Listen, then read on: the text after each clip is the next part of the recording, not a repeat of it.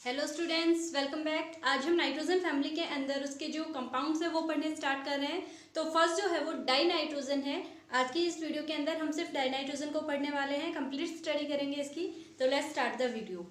इसमें देखिए, die nitrogen जो है वो डैनियल रदरफोर्ड नाम के एक साइंटिस्ट ने 1772 के अंदर डाई नाइट्रोजन को सबसे पहले डाई नाइट्रोजन के बारे में बताया था, इसकी डिस्कवरी की थी।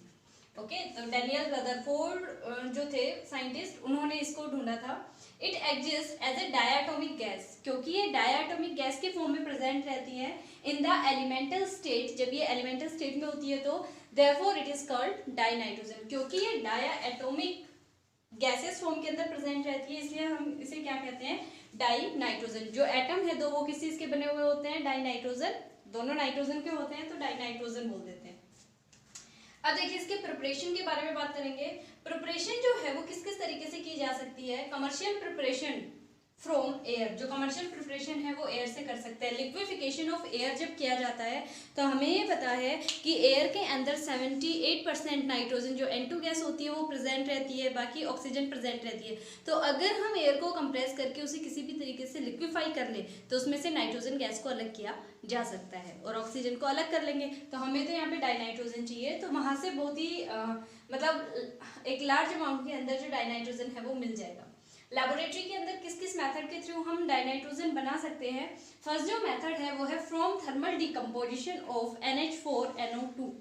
जो अमोनियम नाइट्रेट है, इसके थर्मल डिकम्पोजिशन के थ्रू हम बना सकते हैं डाई नाइट्रोजन। यहाँ पर रिएक्शन लिखी हुई है मैंने, देखिए। NH4Cl को NaNO2 के साथ रिएक्ट करवाएंगे तो ये किसमें कन्वर्ट हो जाएगा, अमोनियम नाइट्रेट के अंदर, और साथ में NaCl बनेगा। हमें तो डाई नाइट्रोजन चाहिए। इस रिएक्शन के थ्रू डाई नाइट्रोजन तो हमें मिली नहीं, इसका मतलब क्या है कि सिर्फ इतनी ही रिएक्शन यहाँ पे प्रोसीड नहीं होगी, इसके अलावा भी रिएक्शन हमें करवानी पड़ेगी। तो नेक्स्ट के अंदर क्या करेंगे, जब एक बार डाई नाइट्रोजन बन जाएगा तो उस डाई नाइट्रोजन को हम हीट करना स्टार्ट करेंगे, और जैसे ही हीट करना स्टार्ट करेंगे किसमें कन्वर्ट हो जाएगा, N2 के अंदर, और डाई नाइट्रोजन बन चुका होगा। यही हमें चाहिए जो हमारा मेन प्रोडक्ट है। इसके अलावा वाटर मॉलिक्यूल भी बनते हैं। नेक्स्ट जो है वो है फ्रॉम अमोनियम डाइक्रोमेट। कौन सा है नेक्स्ट, अमोनियम डाइक्रोमेट। जो अमोनियम डाइक्रोमेट है इसके अंदर देखिए, फॉर्मूला यहाँ पे लिखा हुआ है मैंने अमोनियम डाइक्रोमेट का, NH4 Cr2O7। जब हम इसे हीट करते हैं तो किसमें कन्वर्ट हो जाएगा, N2 के अंदर, साथ में वाटर मॉलिक्यूल बनेंगे और Cr2O3 बन जाएगा। हमें मेन मतलब हमारा किससे है, हमें तो ये नाइट्रोजन चाहिए सिर्फ, क्योंकि हम इसकी प्रिपरेशन पढ़ रहे हैं। इसे किस तरीके से ऑब्टेन कर सकते हैं, बना सकते हैं, ये देख रहे हैं। तो यहाँ पर बन गई। इसके अलावा सोडियम अजाइड जो है NaN3 को 573 केल्विन पे जब हीट किया जाता है तो ये भी सोडियम प्लस N2 के अंदर कन्वर्ट हो जाता है, और यहाँ पर N2 गैस हमें दोबारा से मिल रही है। तो ये कुछ एक मेथड ऑफ प्रिपरेशन थे जिनके थ्रू हम जो नाइट्रोजन गैस है, डाई नाइट्रोजन जो है, उससे प्रिपेयर कर सकते हैं। तो आप इन्हें याद करें। और जो कमर्शियल प्रिपरेशन है इसमें liquefaction of gases, liquefaction of air आएगा। ओके, यहाँ पर एक इंपॉर्टेंट चीज ये है कि जो थर्मल डिकम्पोजिशन है सोडियम अजाइड का is used to infect the air bags use for safety devices in some cars. जो कुछ कार होती है उनके अंदर जो एयर बैग्स होते हैं उनके अंदर इस कंपाउंड का यूज किया जाता है, जो एयर बैग्स के अंदर यूज में आती है। ओके, तो ये आप ध्यान रखें। इसके अलावा हम इसके फिजिकल प्रॉपर्टीज को भी डिस्कस कर लेते हैं। यहाँ पर मैंने लिखी हुई है फिजिकल प्रॉपर्टीज ऑफ N2, यानी डाई नाइट्रोजन के अंदर कौन कौन सी फिजिकल प्रॉपर्टीज रहेंगी। तो देखिए, it is a colourless, tasteless and non toxic gas.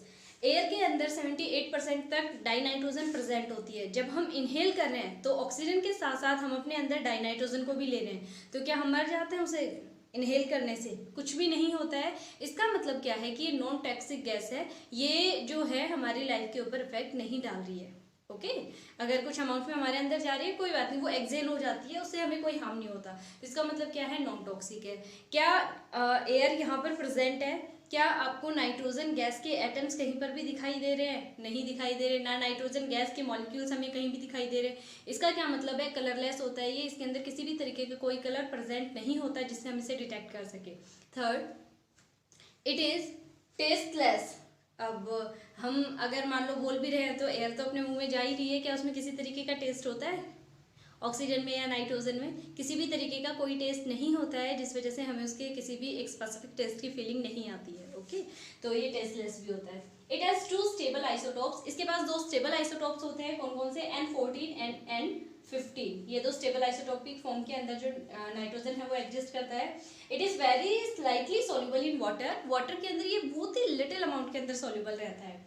It has low freezing and boiling point, इसका फ्रीजिंग और बॉइलिंग पॉइंट जो है वो काफी लो रहता है। It is lower, it is adsorb by activated charcoal, जो एक्टिवेटेड चारकोल होता है वो भी इसे बहुत इजीली एडजॉर्ब कर लेता है।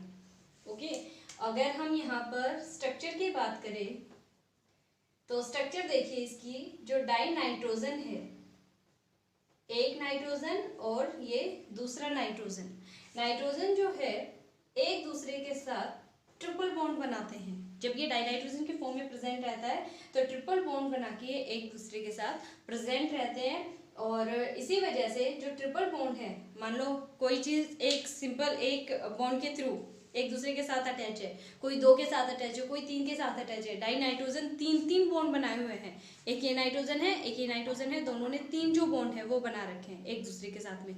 तो इसके लिए अगर हम नाइट्रोजन एटम को यहाँ पर अलग करना चाहें तो हमें बहुत ज़्यादा अमाउंट में एनर्जी देनी पड़ेगी इसके बॉन्ड को डिसोसिएट करने के लिए। इसका मतलब क्या है, जो बॉन्ड डिसोसिएशन एनर्जी होगी यहाँ पर वो बहुत ही ज़्यादा हाई रहेगी। यही कारण है कि जो डाई नाइट्रोजन है वो रूम टेम्परेचर के ऊपर इनर्ट गैस की तरह बिहेव करता है, किसी भी चीज़ के साथ किसी तरीके का कोई रिएक्शन शो नहीं करता है, रिएक्ट नहीं करता है। अदरवाइज प्लांट्स हैं उनकी इतनी ज़्यादा ज़रूरतें होती हैं, नाइट्रोजन उन्हें चाहिए होता है, लेकिन क्या होता है एटमॉस्फेयर में नाइट्रोजन प्रेजेंट है लेकिन वो उसको यूटिलाइज नहीं कर पाते। किस लिए नहीं कर पाते, क्योंकि इनकी बॉन्ड डिसोसिएशन एनर्जी बहुत ज़्यादा होती है। ओके, और इसी वजह से ये रूम टेम्परेचर के ऊपर इनर्ट नेचर का होता है। क्लियर। अब हम इसकी कुछ एक केमिकल प्रॉपर्टीज़ को और डिस्कस करेंगे। यहाँ पर देखिए केमिकल प्रॉपर्टीज को मैंने सम अप कर दिया है ऑलरेडी बोर्ड पे। अभी हम बात कर रहे थे कि जो डाइनाइट्रोजन होता है उसका जो बॉन्ड है ट्रिपल बॉन्ड के थ्रू वो अटैच रहता है, वो बात भी मैंने यहाँ पे लिखी है कि inert and unreactive at room temperature. जो डाइनाइट्रोजन होता है ये इनर्ट और अनरिएक्टिव होता है रूम टेम्परेचर के ऊपर। इसके पीछे क्या रीजन है, किस वजह से होता है, due to its high bond dissociation enthalpy, और जिसकी वैल्यू कितनी रहती है, almost 941.4 kilo joule mole inverse. इतनी ज़्यादा एनर्जी चाहिए इसकी जो बॉन्ड डिसोसिएशन एनर्जी है, तो इसी रीजन की वजह से होता है ये इनर्ट और अनरिएक्टिव रहता है रूम टेम्परेचर पे।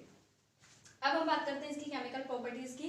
Action of litmus, litmus paper मैंने लिया और अगर मैं उसे इस तरीके से लेके, क्योंकि यहाँ पर डाइनाइट्रोजन प्रेजेंट है एयर के अंदर, अगर मैं उसे लेके खड़ी हूँ तो क्या उसका कलर चेंज होगा, आइदर आप रेड लिटमस लें या फिर ब्लू लिटमस लें, आप ऑब्जर्व करेंगे कि उसके ऊपर कोई किसी तरीके का कोई भी इफेक्ट नहीं पड़ता है। इसका मतलब क्या रहता है, जो डाई नाइट्रोजन है ये न्यूट्रल है टुवर्ड्स लिटमस, यानी इसका कोई इफेक्ट नहीं पड़ेगा, it is neutral towards litmus. Second है एक्शन ऑफ एक्टिव मेटल्स। जो एक्टिव मेटल्स होती हैं उनके साथ ये रिएक्ट करके, एक्टिव मेटल्स कौन सी हैं, जो एस ब्लॉक के एलिमेंट्स होते हैं उन्हें एक्टिव मेटल्स कहा जाता है। तो लिथियम है, मैग्नीशियम है, इन एक्टिव मेटल्स के साथ जब डाई नाइट्रोजन को ट्रीट किया जाता है, हीट किया जाता है, तो ये कन्वर्ट हो जाता है मेटल नाइट्राइड के अंदर। तो अगर लिथियम है तो लिथियम नाइट्राइड बना दिया, मैग्नीशियम नाइट्राइड बना दिया, तो इस तरीके के प्रोडक्ट यहाँ पर जनरेट होते हैं। ओके, इसके बाद बात आती है action of non metals. Non metals के साथ ये किस तरीके से रिएक्ट करेगा, N2 जो है हाइड्रोजन गैस के साथ रिएक्ट कर रहा है। यहाँ पर देखिए ये जो थे दोनों के दोनों ही क्या थे, मेटल्स थी। जो हाइड्रोजन है ये गैस है, ऑक्सीजन भी क्या है, गैस है, नॉन मेटल है। तो नाइट्रोजन जब हाइड्रोजन के साथ रिएक्ट करता है तो क्या बना देता है, अमोनिया बनाता है। ये बहुत ही फेमस रिएक्शन है, इसे किस नाम से जाना जाता है, हैबर प्रोसेस के नाम से जाना जाता है, Haber process. Synthesis of ammonia करवा देता है अगर हाइड्रोजन नॉन मेटल के साथ में कंबाइन होता है तो। इसके अलावा N2 प्लस H2 जब आपस में कंबाइन होंगे तो ये किसमें कन्वर्ट हो जाता है, NO के अंदर। और ये कौन सी प्रोसेस होती है, नाइट्रिक एसिड के सिंथेसिस के अंदर ये हेल्प करवाता है, ब्रिकलैंड एंड आइड प्रोसेस। ओके, ये दोनों जो हैं ये स्पेशल प्रोसेस हैं जिनका एक स्पेशल प्रिपरेशन के लिए, जो स्पेशल केमिकल्स होते हैं जो वाइडली यूज किए जाते हैं उनके प्रिपरेशन के लिए इनका यूज किया जाता है। तो यहाँ पर जो डाई नाइट्रोजन है दोनों ही केसेस के अंदर वो किसके साथ रिएक्ट कर रही है, नॉन मेटल के साथ में रिएक्ट कर रही है। इसके बाद थर्ड केस देखिए, Al2O3 जो है ये कार्बन और नाइट्रोजन के साथ रिएक्ट कर रहा है, कितने टेम्परेचर के ऊपर, 1273 केल्विन के ऊपर। तो ये किस में कन्वर्ट हो गया, ये भी नाइट्राइट के अंदर कन्वर्ट हो गया, AlN में कन्वर्ट हो गया और साथ में कार्बन मोनोऑक्साइड जो है वो इसने जनरेट कर दी है। तो इस तरीके की जो रिएक्शंस है वो आप देख सकते हैं किस तरीके से नॉन मेटल्स के साथ, सिर्फ एक नॉन मेटल के साथ या फिर more than one non metals के साथ, या जब कंबाइन होता है मेटल ऑक्साइड के साथ जब कंबाइन होता है तो किस तरीके के प्रोडक्ट यहाँ पर जनरेट होते हैं। इसके बाद बात करते हैं हम action of calcium carbide. CaC2 जो है ये कैल्शियम कार्बाइड है। ओके, CaC2 क्या है, कैल्शियम कार्बाइड है। जब हम इसको रिएक्ट करवाते हैं नाइट्रोजन के साथ में एट 1273 केल्विन तो ये कन्वर्ट होता है CaCN2 प्लस कार्बन के अंदर। ये होता है कैल्शियम साइनामाइड। CaCN2 क्या होता है, कैल्शियम साइनामाइड के नाम से जाना जाता है इसे। जब हम इस पूरे को यहाँ पर कंसीडर कर लें CaCN2 प्लस कार्बन तो इसे बोला जाता है नाइट्रोलियम। किस नाम से जाना जाता है, नाइट्रोलियम के नाम से जाना जाता है। और ये एक बहुत ही फेमस फर्टिलाइजर है जिसका यूज हम एज ए फर्टिलाइजर जो अपने खेत होते हैं, फील्ड्स होते हैं, उनके अंदर किया जाता है। ये वाटर के साथ रिएक्ट करेगा और सुटेबल प्रोडक्ट्स के अंदर कन्वर्ट हो जाएगा। तो ये नाइट्रोलियम के नाम से जाना जाता है। इसके बाद बात आती है एक्टिव नाइट्रोजन की।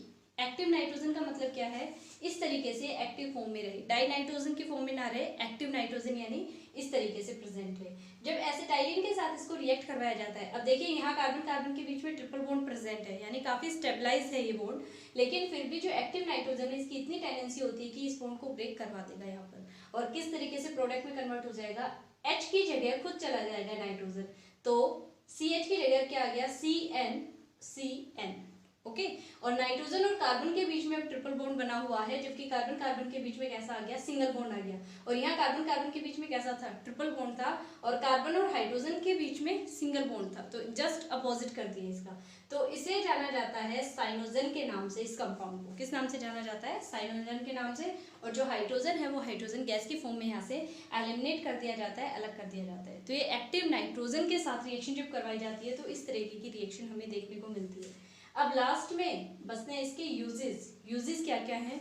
जो डाई नाइट्रोजन है, अभी आपने देखा कितनी इंपॉर्टेंट, कुछ एक जो इंपॉर्टेंट प्रोसेस होती है जैसे synthesis of nitric acid, synthesis of ammonia के अंदर, और भी दूसरी चीज़ें हैं जिनके सिंथेसिस के अंदर इसका वाइडली यूज़ किया जाता है। इसके अलावा स्टील और जो आयरन जो फैक्ट्रीज होती हैं वहाँ पर इनर्ट एटमोसफियर जनरेट करने के लिए स्टील इंडस्ट्रीज के अंदर इसका यूज़ किया जाता है डाई नाइट्रोजन का। ओके, इनर्ट एटमॉस्फेयर जनरेट करने के लिए। इसके अलावा भी जो डाई नाइट्रोजन है इसे एज ए फर्टिलाइजर यूज़ किया जाता है, और भी इसके यूजेस हैं जो आप अपने बुक से देख लें एक बार, इसमें बताने जैसा कुछ नहीं है। तो ये आपका डाई नाइट्रोजन का जो टॉपिक था वो कंप्लीट हो गया है। आई होप आपको समझ में आया होगा। तो आप इसे एज इट इज़ जो है नोट्स बना के अपनी नोटबुक के अंदर इंक्लूड कर लें।